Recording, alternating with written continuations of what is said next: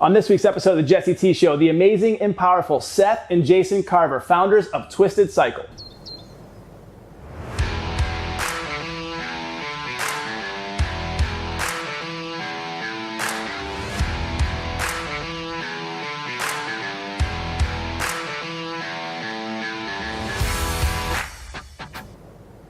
So Jason, hey. Great to see you. Good to see you. Yeah, Seth, hey. Good to meet you. Nice to meet you. Yeah, likewise, yes. man.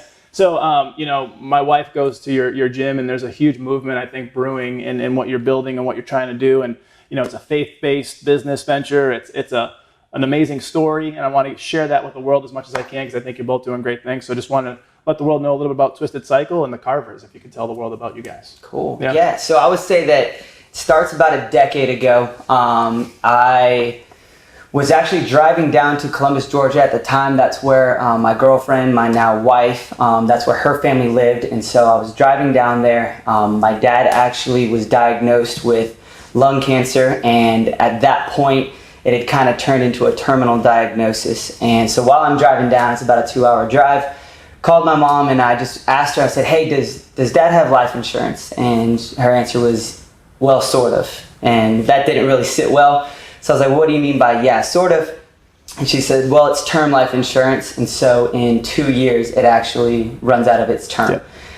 I didn't really know anything about life insurance. So I was like, well, what will it cost to continue it? And so she was like, well, at this point, it's going to be more than we can afford. She and my father at the time were living off of disability, and his condition had kind of obviously taken a turn for the worse.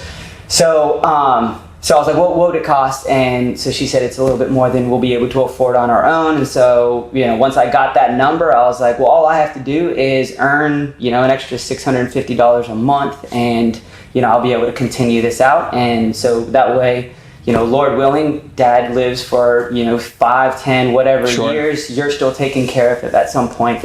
And she was just like, I can't think like that. I just want to take care of my husband, and, God will take care of me. So yep.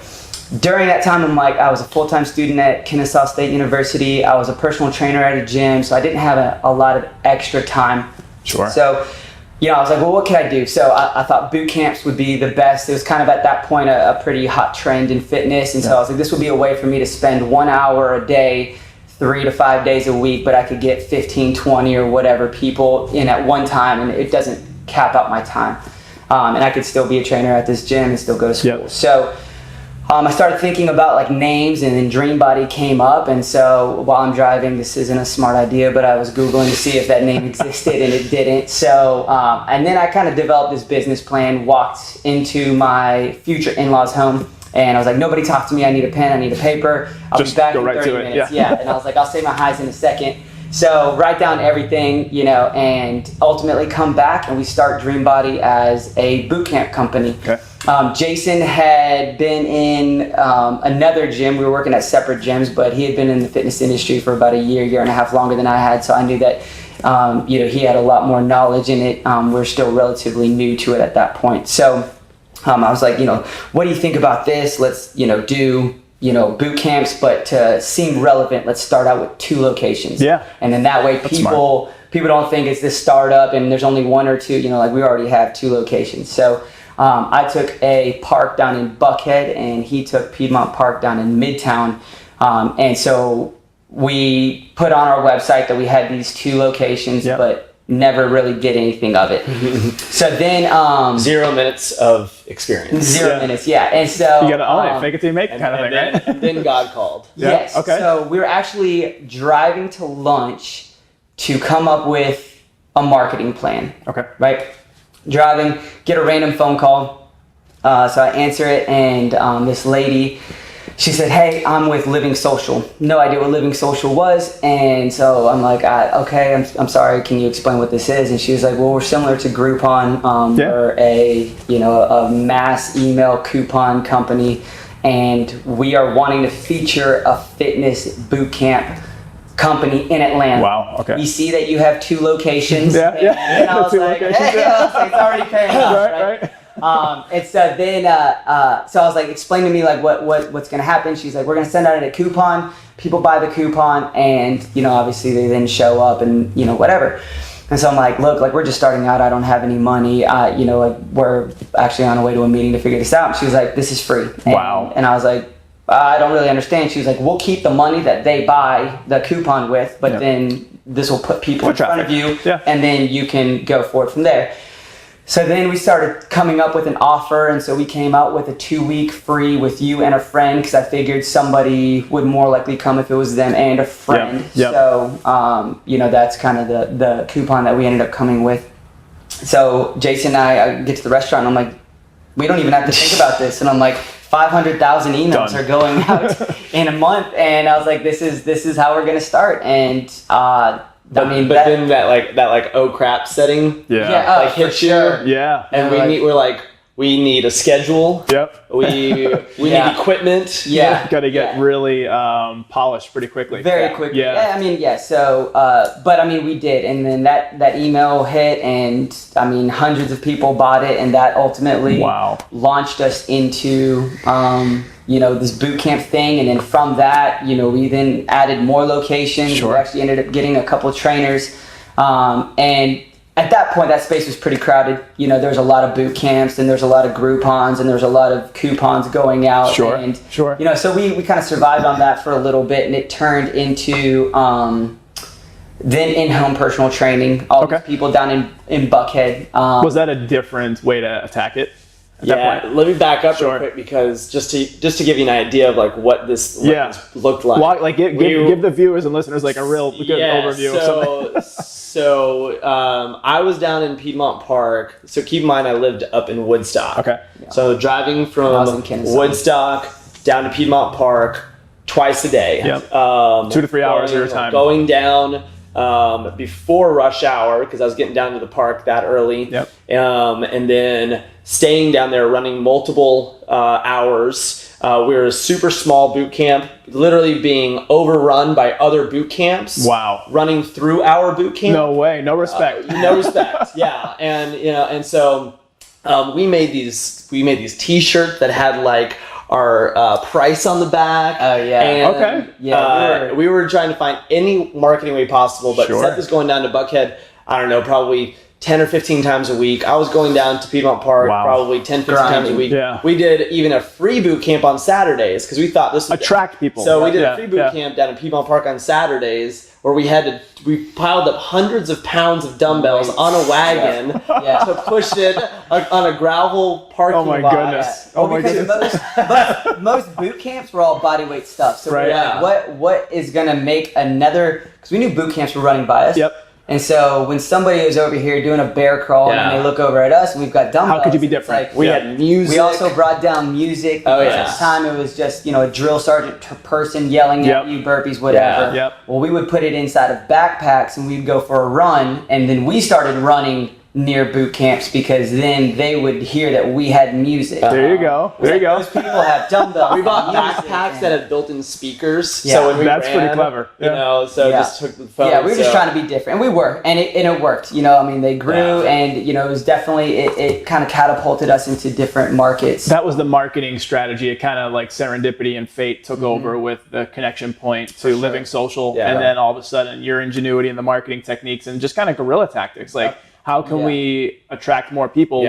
How can we like separate ourselves? And so, what kind of, were you attracting the right people initially, or was it just people that were kind of like the New Year's resolution type people that come in for a little bit and they're just gone? Well, after the 2 weeks, we had some retention. We had a lot of retention. And you know, and then after that, people then told their friends about the boot camp. You know, and it's like, this is just something different. You know, a lot of them probably at that point had been a member of a previous boot camp or done something similar in the past, and it was just different, you know, and it was fun and whatever. So, but you can't do a boot camp in November, December, January, February. Right. So, even in Georgia, it's still going to get too cold. So that's where it turned into like in-home personal training. But at the time, still going to school, still managing one of the gyms. And where in your schooling were you, like sophomore, junior, senior? Like how far along? Sophomore-ish. Okay. Yeah, so still pretty early on. Extended program. Right. 5 years, 6 years. And even before this, we then went to basic training. Yeah, joined the military. We joined in the infantry, basic training with the National Guard. And you guys served active duty or? No, we stayed National Guard the whole time. Thanks for service. We were weekend warriors. Yeah. And but we did the infantry because we were like, this might translate to real world. Of course. Working out type of a thing. Team rigidity, like all the different stuff you learn. Yeah. But I was going literally from Piedmont Park in the morning time to class at 8 a.m. Always showing up late to class. Of course. And at one point, my teacher made me do burpees in front of the class as a penalty for showing up late. And that wasn't too enjoyable. No, she later apologized. Of course, a little bit of hazing. But so I digress. But anyway, so Seth was probably about sophomore, junior-ish. Yep. I was between junior and senior. What are the in-home services? How did they start and how did they evolve if they did? Like, because that's a whole nother iteration of business where it's new, right? Sure. On top of all this newness that you were kind of almost like a rocket ship at one point, like you started taking off, but you still had all these other things to focus and tend to. So how was the in-home service like kicking that off? So it was difficult for a couple reasons. One, we were driving from one person to the next person or whatever. Time. So there had to be that time.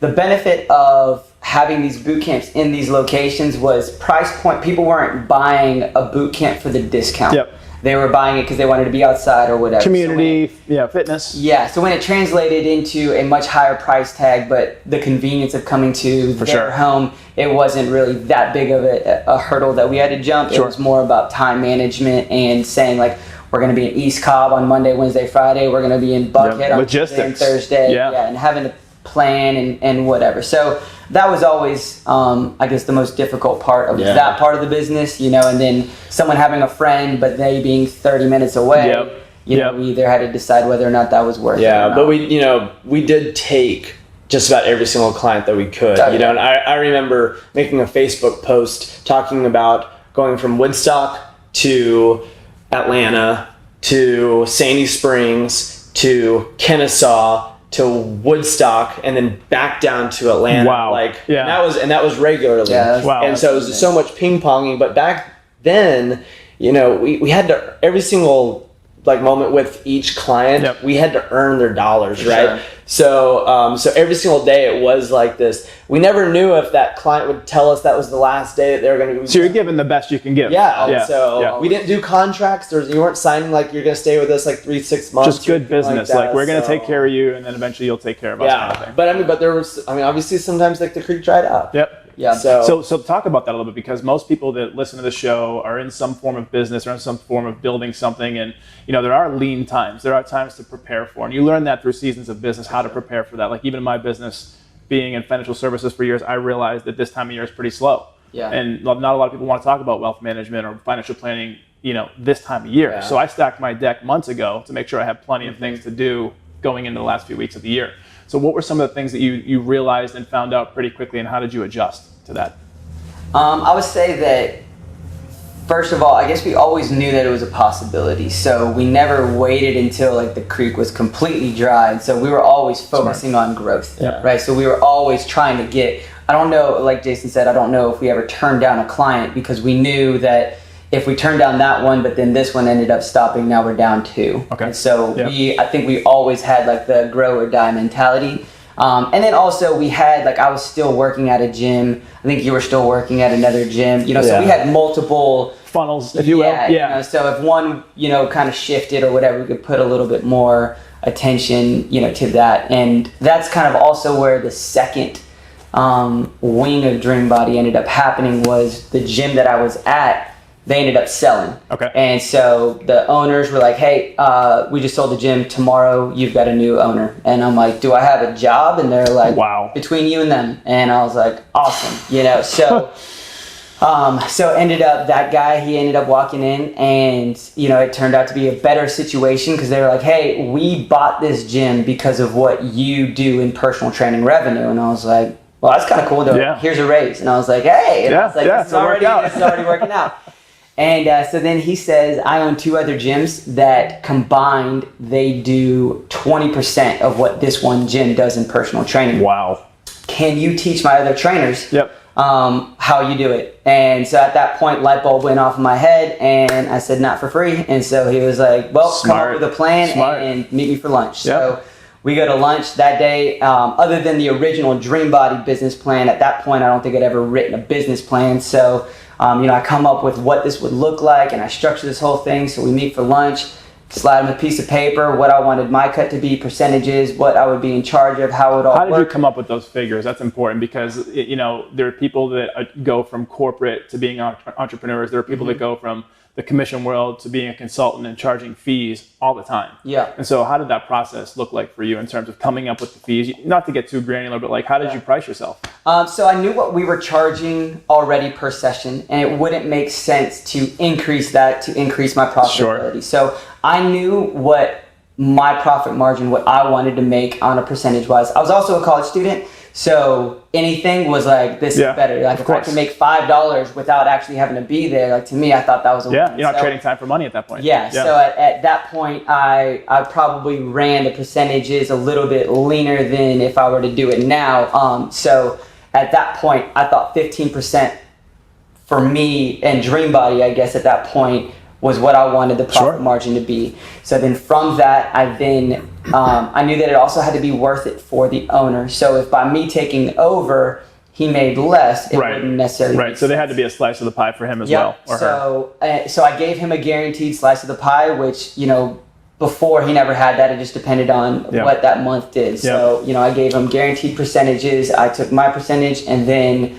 I factored in, honestly, it was similar to the original pricing structure that I had before they bought the gym. Okay. Yep. And so that's kind of where the majority of those numbers came from. I figured it out a little bit on my own, Nice. A little bit from that. But ultimately came in, I was very good at selling.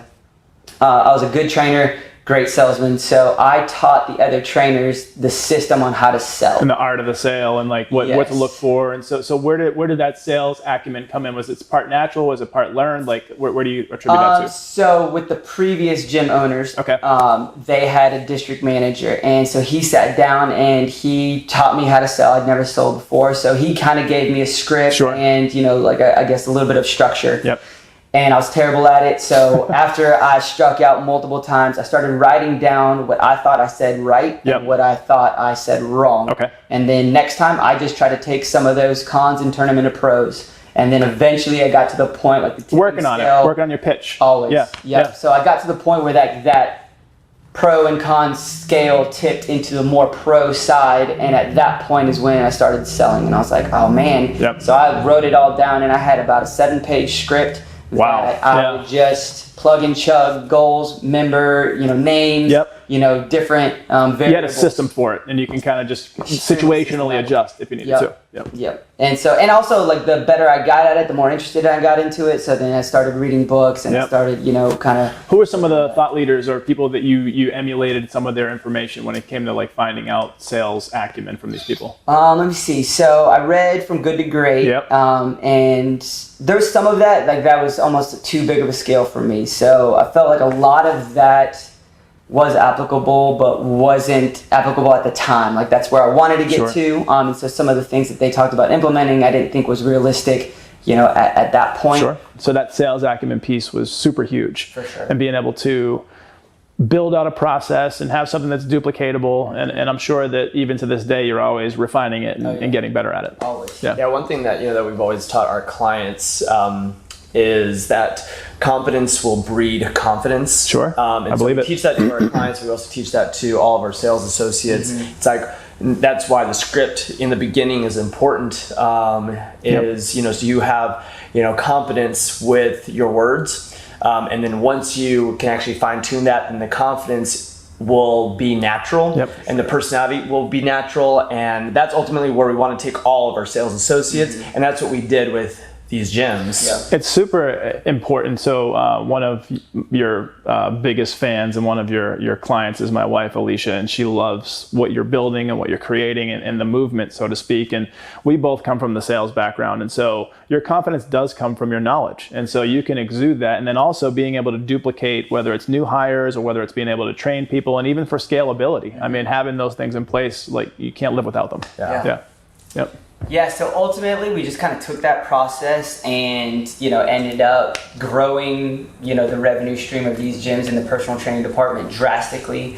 Other gyms in the area ended up hearing about us, and so then we kind of, started remotely consulting with them. We were spending more time with this network of 3 gyms, but then, kind of did a more consulting service with 5 other gyms. Sure. And then they had while still doing boot camps and in-home training. And still. Are we sleeping at all, or what's going on here? Yes, less. Yeah. Definitely less. 4, 5, 6 hours a night, maybe. Yeah. And so then those gyms told other gyms, and we actually ended up getting a gym in Chicago, and so we kind of found out what traveling back and forth, more logistic. Calls and, all that stuff, and ultimately we would gain a gym and then lose a gym, or someone would break their contract, or they would stop paying us, or whatever. Okay.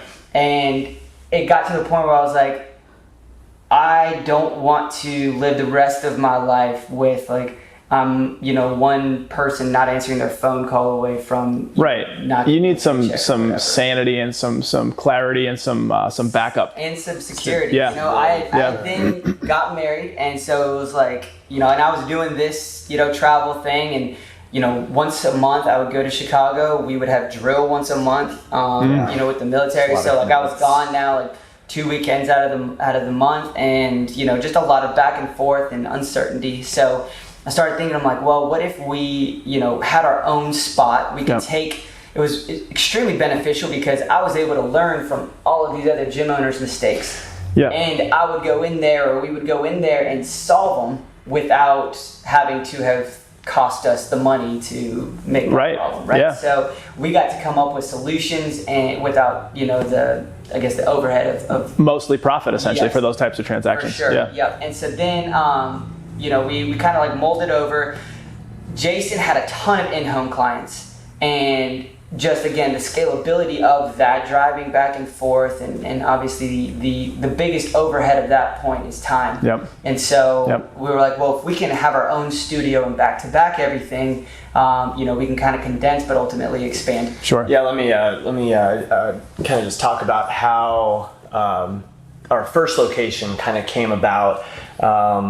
We had these gyms in the area, and I had, I don't know, I was probably training 20, 30 people a week. Wow. Most of them ended up becoming kind of local, and there was another gym in the area, and it was a fighting gym. Okay. Well, they had a little weight training room, and I was like, you know what? If I go to this place and I tell them, hey, look, I want to use your weight training room for my personal training clients. Sure. Instead of going to their homes, I now have a gym because I wasn't going to bring my in-home clients to another gym because they would then have to pay those trainers. So anyway, I went to this fighting gym, and I was like, hey, look, I'll pay you 10%. And he was like, deal. And wow. Nice. So now industry standard about 50. Now had a little really. Right. I mean, he was took it. Again, these are just the little God stories that just are pieced in.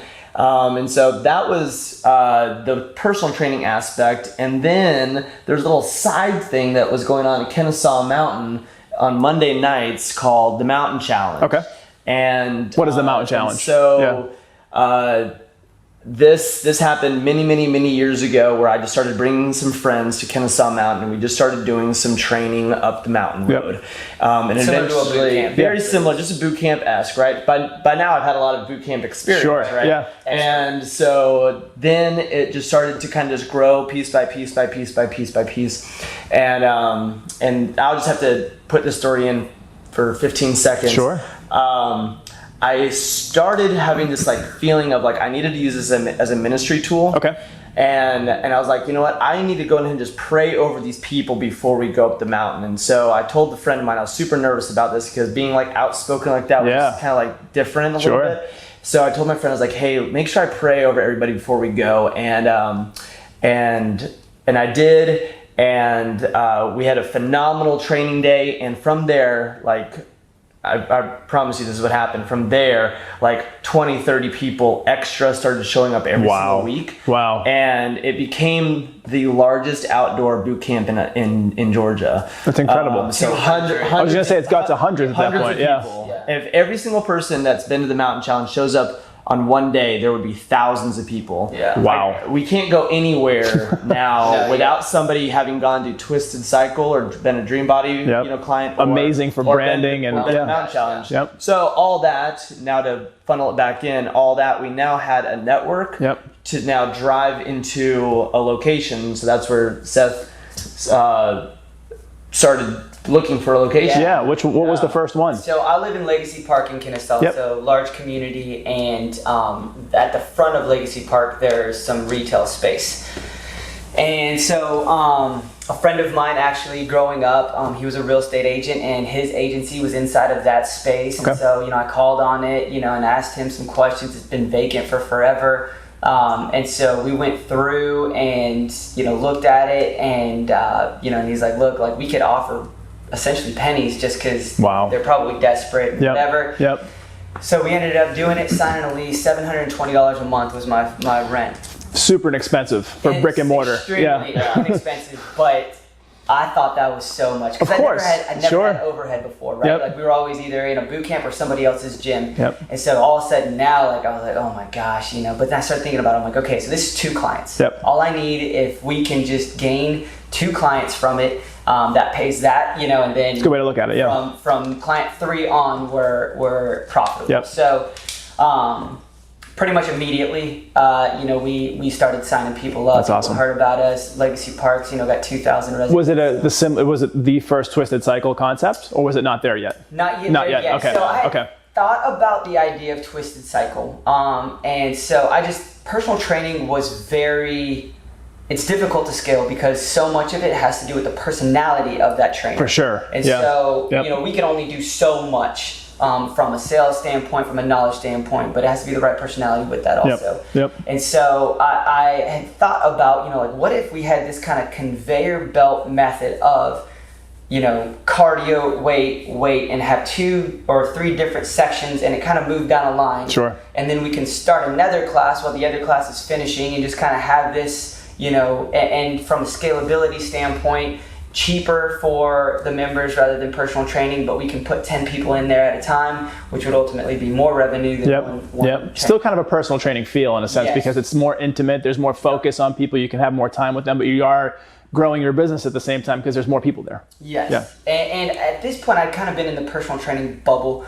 CrossFit, it existed, but as a personal trainer I was kind of anti-CrossFit. Sure. I was the biggest competition, but then at the same time, same industry, but group fitness. And I knew that it had developed kind of like a cult-like following, but I also knew that indoor cycling did too. And so I was like, what if we married the 2 together and, came up with these 2 components? I didn't want to have the the injury prone, whatever. With all the Olympic lifting movements and people that are brand new to it, they overdo it. They don't have the form. And that was my biggest, issue with CrossFit at the time, was that in a group setting, you only have one set of eyes, and if you've got somebody, deadlifting for a max, and this person snatching and this person cleaning, you can't watch them all. You can't watch out. And so we wanted to keep it small. We wanted to, make sure that was a safety component, but also scaling. And again, we took like that, intense HIIT training concept with indoor cycling,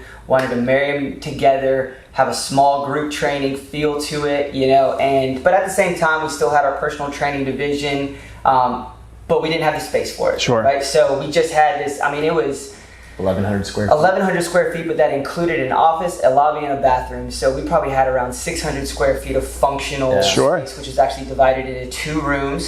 So maybe 400 square feet for one of those rooms, 200 square feet of practice. Some secondhand equipment. Humble beginnings, right? Super humble beginnings, and then when we got one of the most proud moments of our career was when we got a sign. At the front of our studio. We're legit now. And I honestly, at that point, I was like, we've done it.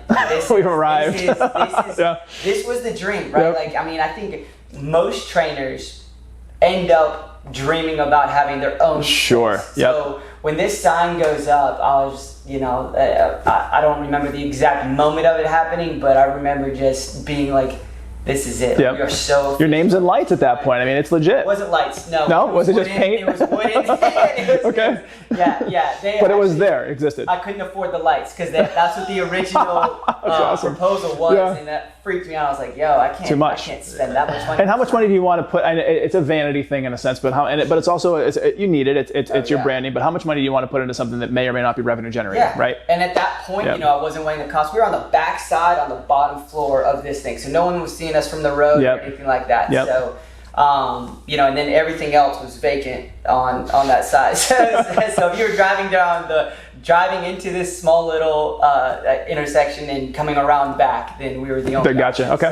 So, but yeah. So and we at that point ended up hiring another trainer, and he was doing great. We started growing. Things were expanding.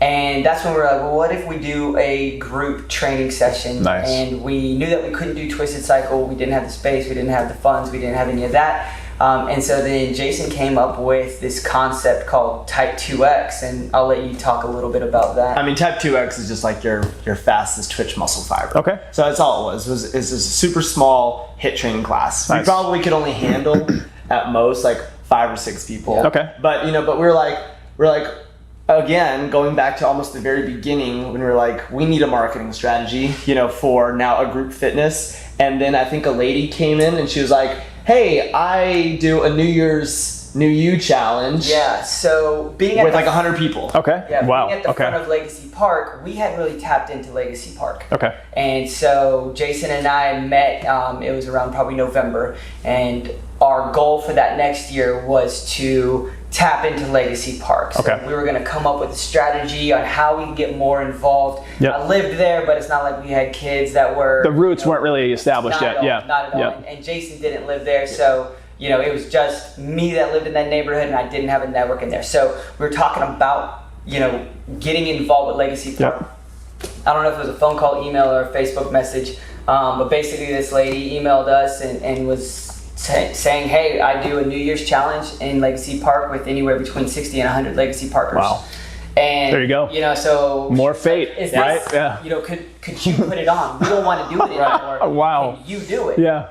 And so we were like, yeah, we can do this. So we ended up doing this challenge, this Dreambody weight loss challenge. I'm not sure how many signed up the first time, probably like 40-ish. That's still solid though. Yeah. It blew us away. We could only fit, honestly, I think, inside of our studio, 20 people. So we had to run some of it outside. And that's the thing. Circuits maybe, moving people around. We were in the perfect location in that little shopping center to handle this because we were on the back end where nobody else was. Yeah, so you had that space. We had inside and outside going at the same time. And so that's we laughed at that because we're like, hey, we need this. And all of a sudden, there it is again. Isn't that incredible? There it is again. Yeah, complete God thing every single time. So that's not going to necessarily help your entrepreneurs, other than if you're. Of course, a lot of them are faith believers, for sure. Yeah. And then there has to be that belief. Being an entrepreneur by definition is having faith. Whether it's in a higher power, whether it's in yourself, whether it's whatever it is, you have to have faith that something's going to turn out for the better, or that it's going to work out. Right. But the thing about it is, with that, I guess what does help entrepreneurs is you have to be ready. Yeah. Right. Yeah. And that's the thing. Preparation and opportunity. We were prepared. In every aspect. We were prepared for something to happen. Yep. So now that we're prepared, now we expect something to happen. That's awesome. Yeah. Put it out there. Yep. Yeah, so that kind of grew our reputation. It turned out very well. So we ended up running another challenge, and from that we would either gain people into our Type 2X class, or we would like a feeder for that. Nice. Because it was once a week we would do this workout, and then if they wanted it additional, and there was a cash prize at the end for the winner, so it kind of behooved people to lose more weight. So they would do what they were incentivized. Outside of what really they were being incentivized was the change of them and their mentality and their body. Like the money component was there. For sure. Yeah. Just and first, second, third. I think we had up to 5 places. Getting your entry fee back. Prizes was fun. Got community involved too. People donate People are competitive. That's awesome. Yeah. So that grew that location to the point where we had to move. Bursting at the seams in a sense to be able to move. And so from there, what was the next move? So we went about a half a mile down the road, and actually I went back to the real estate agent, and we started looking at, there was actually a space right next to us. And that was the original plan, was just to kind of blow out the wall in between and, take over, essentially double our square footage. At that point, again, we were like, this is going to be awesome. So go to 1,100 to 22 would have felt like a mansion. And, so I talked to him, and we were negotiating back and forth, but at that point we were entering into our second year. Yeah. Second year of the lease. About a year and a half. And I think I only signed a 2-year lease. And so that, the landlord knew that, and they tripled the next rent. So if we would have stayed there, we would have had to pay triple what our was plus. What a horrible business move on their point. Expanding, burgeoning business, and you want to basically, you're going to kick them out. Yeah. Who's going to pay that, right? Yeah, and that was, we actually found out that was kind of their MO. They had done that with other people, and that's why it's empty. That's kind of, and it wasn't it was a prime spot if you made it, but our location obviously wasn't, being on the back and the bottom or whatever. So we started looking at other locations, and half a mile down the road there was a shopping center that had some vacancies in it, and I called because I was looking for this one. I drove by and I saw this one space, and it didn't seem like it was occupied, so I called on it, and actually the landlord's wife answered. Oh wow! And she didn't know really the whole situation. She just knew that someone was in that building.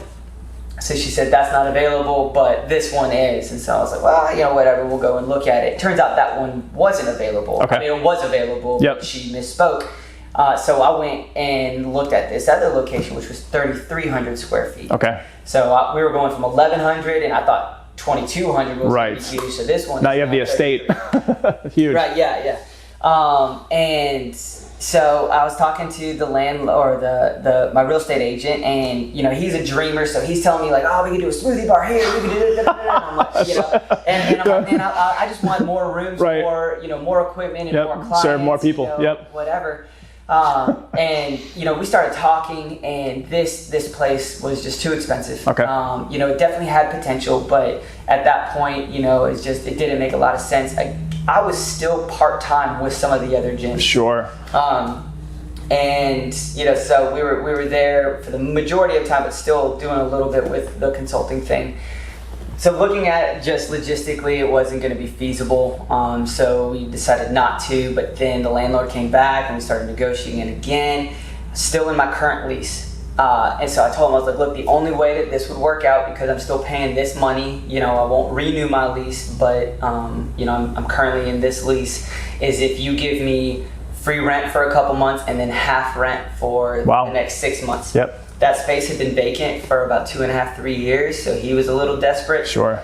So he ultimately agreed to that, and at the time, one of the ideas that the real estate agent had given or proposed was, what if you brought in a massage therapist? Okay. And we had these small little offices, and so it was like you could rent that out for $500 a month, help pay some of your rent, whatever.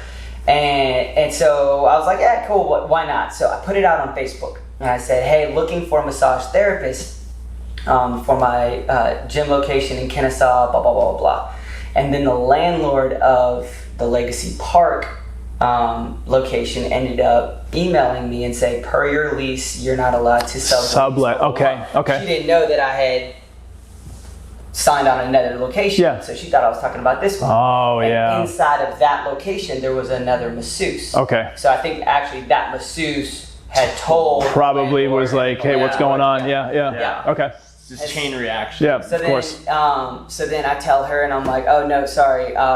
2 things. 1, I'm not going to renew my lease. And 2, by the way, I actually, we're going to be moving our shop down the road. And so she emails me back and she says, actually, there's a church that just signed on the space next door to you, and they want your space. Would you just want to end your agreement right now? Trade, essentially. And not even trade, just stop. Really? Okay. They were like, I guess they were going to charge them more per square foot, so they wanted to get me out and get more money. I would just assume.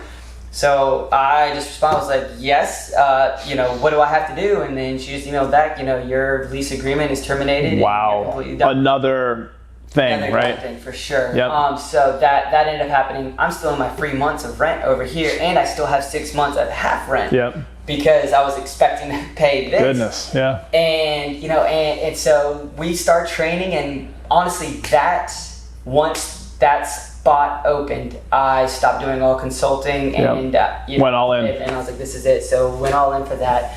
And I know that there's two different schools of thought with that from an entrepreneurial standpoint. Sure. Diving all in and going for it, or playing it safe and practical, right? Yeah. But I think ultimately having an end game, knowing, when I get to a certain point is when I'm able to, make that transition.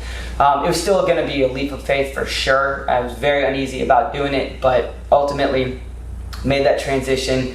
Dreambody blows up. We end up doing another weight loss, challenge, and I want to say 130 people end up showing up. Wow. Yep. At that point, then this network, this Dreambody network thing goes out. And still just Dreambody now. At this point, still Dreambody. Still just Dreambody training, yeah. And then one day I look at Jason and I said, yo, we got enough room to do Twisted Cycle. Do you want to try this thing out? And, he's like, let's go for it. Why not? So we kind of, for the next couple of weeks, start planning it out, kind of figure out the logistics, what we want to look like, equipment list and stuff like that, figuring out how, when, what, and where we're going to do it. Dreambody had grown to a point where, financially we were able to take on a little bit more.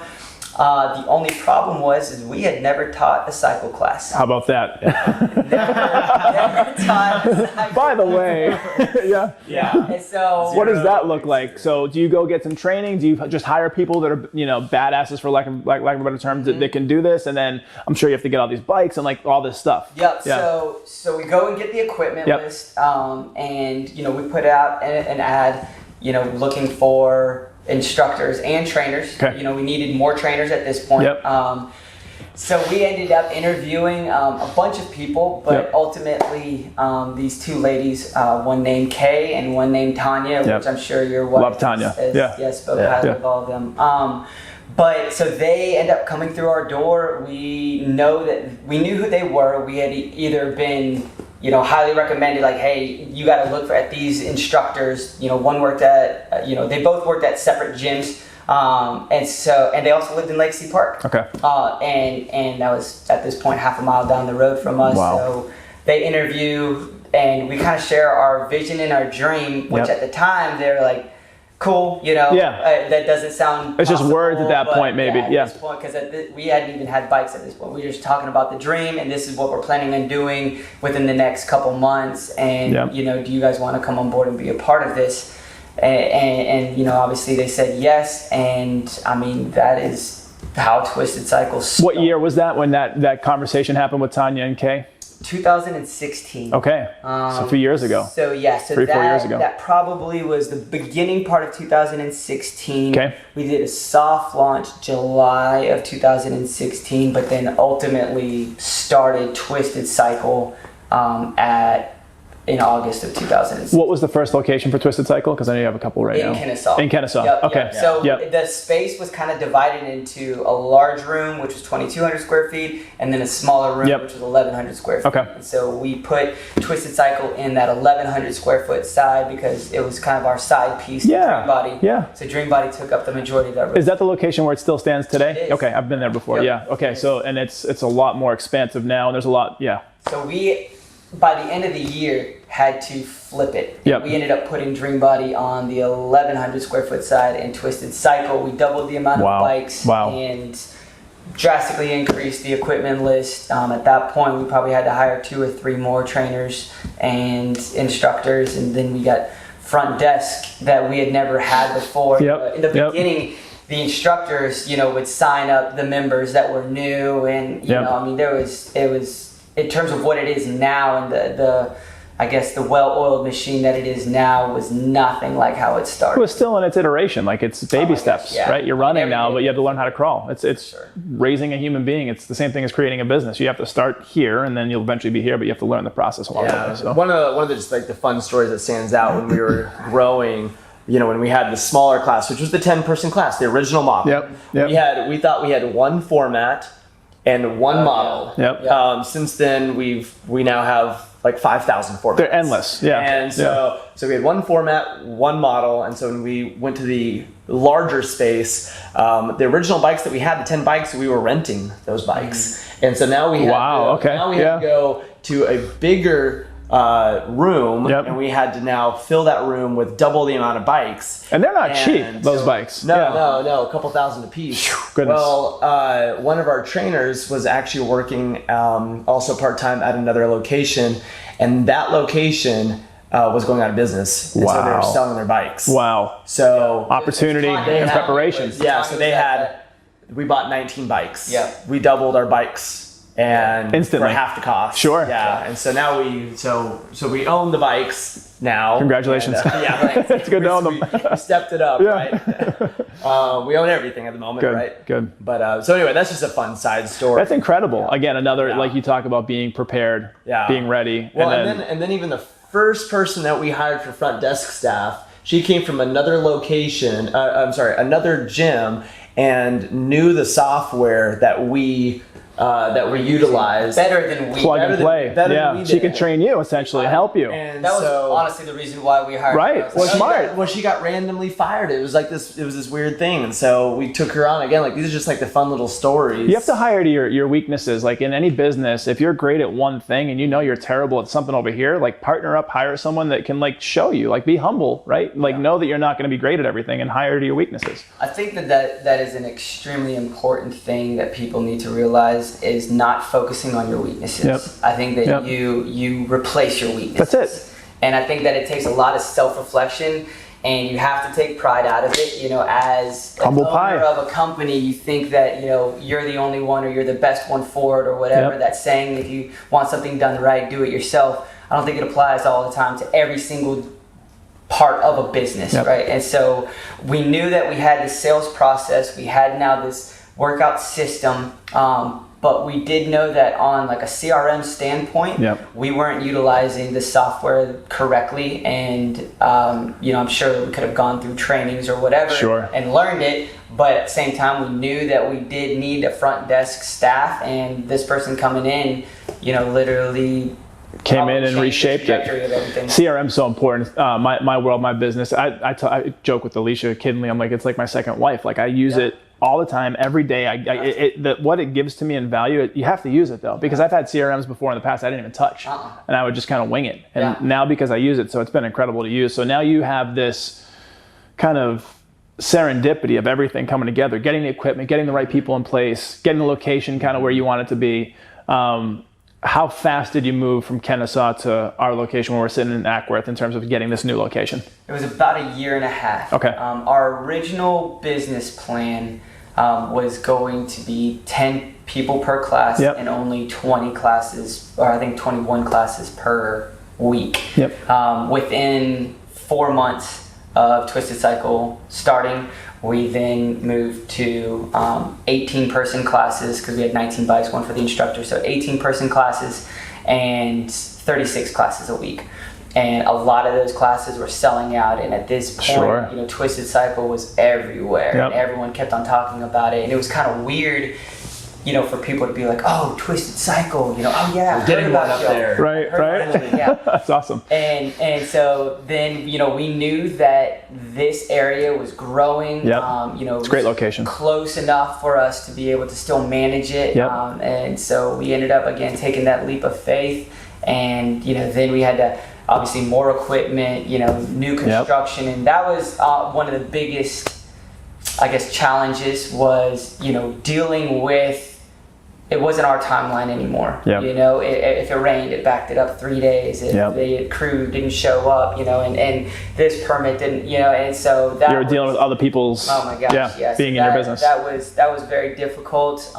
You know, but looking back on it, timing wise, it ended up being better. It ended up, if we would have started when we were originally told, it wouldn't have been the outcome that, you know, it is today. And so it ended up working to our benefit. It allowed us a little bit more time to hire the right people, honestly get rid of some. And at that time also train everybody to we weren't going to be at both locations all the time. So we were able to probably have an extra 4 months of prep time, getting people, to the point where, that we felt comfortable sending them off to a location and only stopping in 2 or 3 times a week. One thing that I think that is for us probably the biggest growth is actually learning now how to set in place different roles. At first it was just like, Seth and I, we were owners and trainers, and then now we have instructors and front desk. And then now we've got a couple locations. Now we've got managers of those locations, and levels of people that we have to start to deal with. And so over and over and over again, Seth and I are relearning a new process at the same time while maintaining some of the old ones. And so that part of, for me and for just anybody that's listening to this, like just learning how to fine tune your own sword, and knowing like what tool to take off the shelf and when to use it, right? That's probably for us something that we still deal with every single day. I think in any business you have to look at it that way. And for me, I've been in business on and off for years, and it's I don't know if you've heard of the E-Myth. There's a book called The E-Myth, and it talks about being the entrepreneur, being the manager, being the technician. But you wear different hats, and you got to know when to work on the business, when to work in the business, and when to be like the expert in the business. And so I think having that mindset of using what you're great at, like your sword, sharpen your sword, and or picking tools off the shelf at different times, you have to be able to make those adjustments.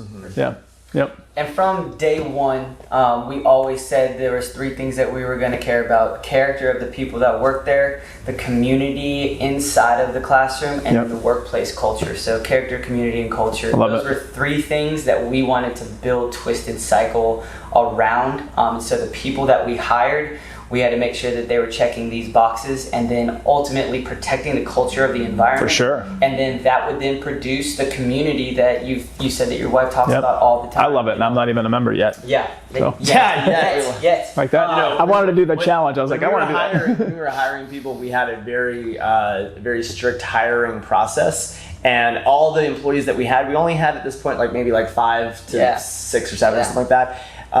When a new person was coming in, whether it was an instructor or a new front desk person, we had kind of like this like popcorn interview, where we set ourselves up all around the room, and each person got like 5 minutes with that new interview. So you keep the culture. So it's clever. That's exactly perfect. Speed dating. So by the time it was all done, we ushered them out the doors. Bye, thank you. All right, guys. What about them do we love? Do we hate? Is it yes or is it a no? That's great. The hiring process was super all-inclusive. Like everybody was involved, and it gives them more ownership in your business. Like for your instructors and for your teammates that work here, if they have a part and a decision to make in the building of the business and keeping the culture where it needs to be, they're going to be way more invested in you as like people that drive the business, but also like the outcome of how the business does.